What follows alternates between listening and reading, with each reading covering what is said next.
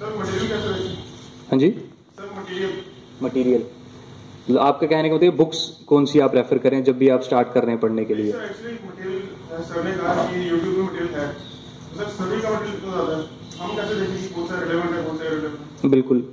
सबसे बड़ी प्रॉब्लम अब यूपीएससी प्रिपरेशन या जेकेपीएससी, अब क्योंकि सिलेबस तो सेम ही है, सबसे ज़्यादा प्रॉब्लम अब ये आ गई है कि मटेरियल बहुत ज़्यादा एक्सटेंसिव है।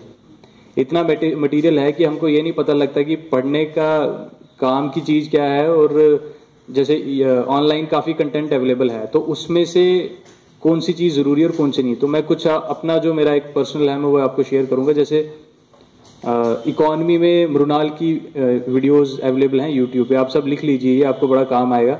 लेकिन वहाँ पे उसमें प्रॉब्लम ये है कि जो मृणाल की वीडियोस हैं वो शायद 2015-16 की वीडियोस हैं शायद, तो वो अपडेट नहीं हुई हैं।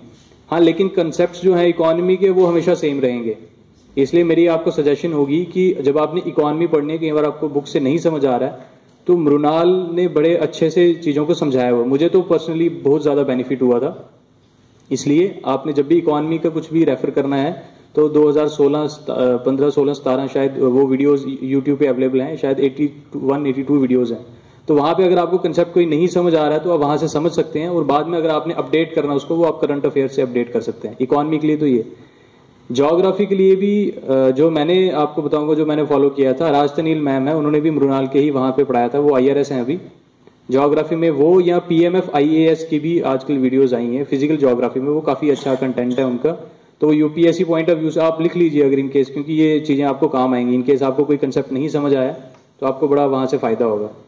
तो ज्योग्राफी में PMF IAS का वीडियोज़ हैं और राजनील मैम की वीडियोज़ हैं ज्योग्राफी की। ऐसे तो और भी हैं, आपको वही कह रहा हूँ, कंटेंट बहुत ज़्यादा मिलेगा, लेकिन मैं आपको क्वालिटी बता रहा हूँ कि कहाँ से आपको काम आएगा।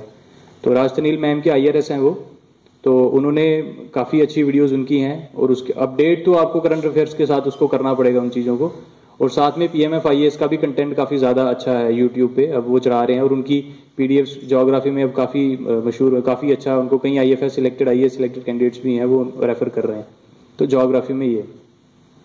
हिस्ट्री में जो मैं बताऊं, मैंने रेफर किया था प्रतीक नायक करके एक ट्यूटर हैं, आजकल वो अनअकैडमी में पढ़ा रहे हैं, लेकिन आपको अनअकैडमी जाने की जरूरत नहीं पड़ेगी, यूट्यूब पे ही उनका कंटेंट अवेलेबल है।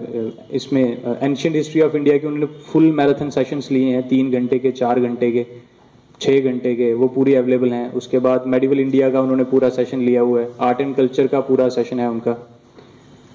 उसके बाद मॉडर्न इंडियन हिस्ट्री पूरी की पूरी अवेलेबल है, उन्होंने पहले की थी, और काफ़ी अच्छे से उन्होंने कंसेप्ट्स को समझाया। मैं अपना एक पर्सनल, आपको भी कोई कई बार जो मुझे अच्छा लग रहा है शायद आपको अच्छा ना लगे, लेकिन मैं आपको बता रहा हूँ कि जो क्वालिटी कंटेंट जो आप वहाँ पे पढ़ सकते हैं ऑनलाइन जो अवेलेबल है, ऐसे तो बहुत सारे हैं, लेकिन आप हमेशा उस पर फोकस कीजिए कि किसी टीचर ने क्या पूरा कोर्स कवर किया है नहीं किया। हम क्या करते हैं, हमें लगता है कि अच्छा ये एक टॉपिक की वीडियो बड़ी अच्छी है, एक टॉपिक तो कवर हो गया, लेकिन सिविल सर्विसेज की मेन चीज़ ये है कि आपको कंसेप्चुअल ओवरव्यू लेना है पूरे सिलेबस का, पूरे सब्जेक्ट का। ऐसे नहीं कि एक सब्जेक्ट में आपने मास्टरी कर ली, हिस्ट्री में आपने मास्टरी कर ली, बाकी कोई और नहीं आता, तो वो नुकसान है, तो वो गारंटी नहीं है कि आपका सिलेक्शन होगा। आपको ना ही एक्सपर्ट बनना है, आपको जनरलिस्ट बनना है और एक ओवरव्यू लेना है।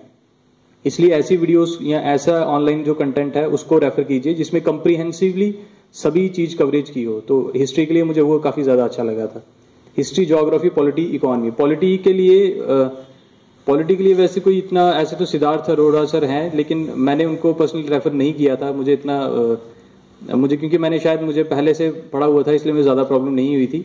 तो पॉलिटी के लिए लक्ष्मीकांत का शायद जो बुक है वो वही सबसे बेस्ट है, और वही सबसे बेस्ट सोर्स है। तो ज़्यादा आपको एक्सपर्टीज भी गेन नहीं करनी, अगर आप लक्ष्मीकांत को ही अच्छे से कवर करते हैं तो वीडियोज़ की शायद ज़रूरत नहीं ना पड़े। अगर इन केस पड़ेगी तो उसमें आप टॉपिक वाइज जा सकते हैं। हिस्ट्री, ज्योग्राफी, पॉलिटी, इकोनॉमी, ये मेन कंटेंट्स है। उसके बाद इंटरनेशनल रिलेशंस हैं, वो आप न्यूज़पेपर के साथ रेगुलरली कवर कीजिए।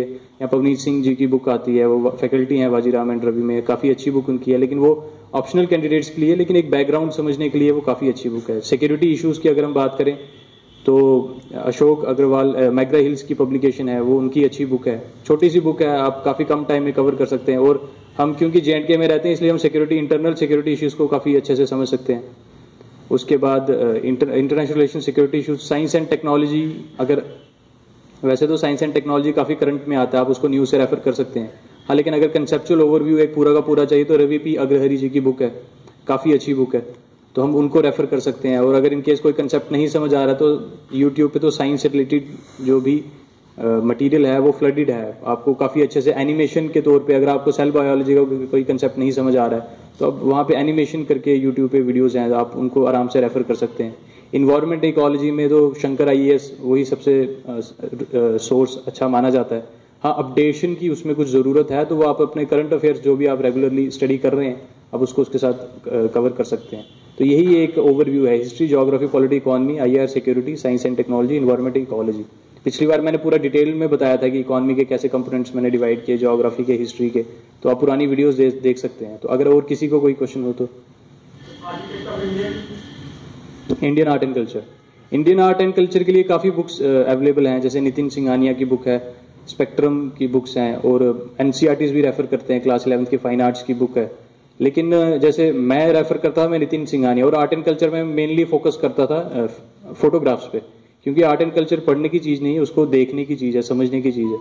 तो देख के ऑनलाइन अगर कोई आपने कोई टॉपिक पढ़ लिया, किसी टेम्पल पढ़ लिया, लिपाक्षी टेम्पल सुन लिया या पढ़ लिया, मीनाक्षी टेम्पल पढ़ लिया या सुन लिया, दुर्गा टेम्पल देख लिया, तो आप उसको इंटरनेट पे रेफर कर सकते हैं, उनकी फोटोज देख सकते हैं। हमारी ह्यूमन बीइंग की फोटोग्राफिक मेमोरी काफ़ी अच्छी होती है, आप पढ़ोगे शायद याद नहीं रहेगा, लेकिन अगर फोटोग्राफ्स देखें तो हमेशा याद रहेगा इंटरेस्ट के साथ। तो नितिन सिंघानिया में ज़्यादा अच्छे से रेफर मुझे ज़्यादा बेटर लगती थी, क्योंकि उसमें टॉपिक के साथ साथ फोटोग्राफ्स भी थे, तो काफ़ी आसानी से ग्रास्प हुआ। जैसे स्पेक्ट्रम था, लेकिन स्पेक्ट्रम पूरी की पूरी उन्होंने लिखी हुई है, फोटोग्राफ्स नहीं है, तो शायद आर्ट एंड कल्चर जो है वो थोड़ा फोटोग्राफिक मेमोरी से ज़्यादा रिलेट करना चाहिए, इसलिए मैं उसको ज़्यादा रेफर करता हूँ। साथ में NCERT को रेफर करना जरूरी है, क्लास 11th वाली जो।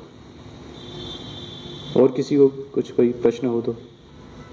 जो करंट इवेंट्स है सर, उनके नोट्स बनाना जरूरी है सर क्या? जैसे कि न्यूज़पेपर वगैरह हो गया, अगर आपने रीड किया तो न्यूज़पेपर मतलब रीड उसका नोट्स बनाना जरूरी है? करंट अफेयर्स में, जैसे मेरा एक पर्सनल व्यू है, करंट अफेयर्स तभी मास्टर किए जा सकते हैं अगर हमारा स्टैटिक पोर्शन स्ट्रांग होगा।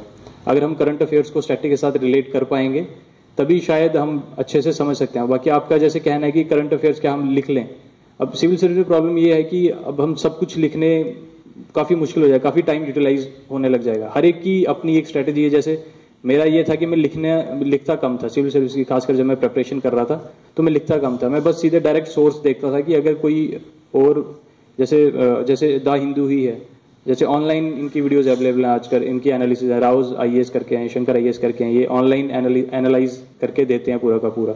अगर आप खुद रेफर कर रहे हैं तो वो तो बहुत ज़्यादा अच्छी बात है, लेकिन अगर इन केस आपको टाइम कम मिल रहा है, आपको ज़्यादा नहीं कर पा रहे हैं, और जब आप स्टार्ट करेंगे तो आपको काफ़ी मुश्किल होगी, आपको पता नहीं लगेगा मैं इसमें रेलिवेंट क्या डालूं या इरेलीवेंट क्या है।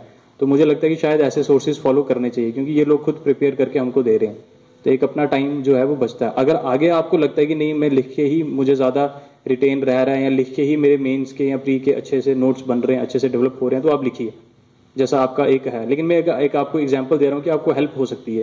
जैसे अगर आप डायरेक्ट द हिंदू पढ़ेंगे तो शायद आपको मुश्किल होगी अगर आप शुरू कर रहे हैं, लेकिन अगर आप साथ में वीडियोज़ या कुछ एनालिसिस वगैरह कुछ ऐसे टॉपिक साथ में रखते हैं या कुछ ऐसे लेक्चर साथ में रखते हैं तो आपको काफ़ी आसानी होगी समझने में, आपका माइंड भी वैसा डेवलप हो जाएगा। तो उसके बाद एक पर्टिकुलर स्टेज के बाद आप खुद भी कर सकते हैं, आपको एनालिसिस की ज़रूरत नहीं है, फिर आप खुद भी बना सकते हैं नोट्स। तो धन्यवाद सभी का, और खासकर रामकृष्ण मिशन का कि उन्होंने मौका दिया फिर से आने का, तो बहुत बहुत धन्यवाद।